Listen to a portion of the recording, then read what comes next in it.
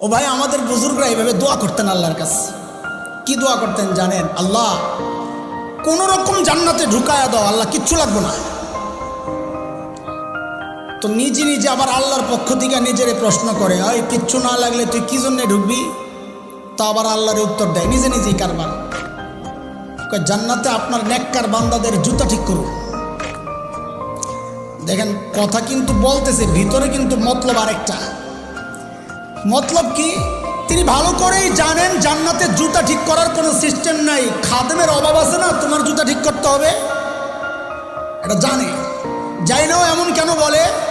ওই ভিতরে আরেকটা কয়, আল্লাহ গোমর জানি, আপনি খালি কোনো রকম ঢুকান, আমার নবী আমারে জানাইয়া দিয়েছেন গোপনে, আরে আমার উম্মত তুই খালি কোনো রকমে ঢুক, কোনো রকমে ইমানটা নিয়ে ঢুকতে পারলে আল্লাহ তাআলা এইরকম 10টা দুনিয়া তোরে দিয়ে দেবে।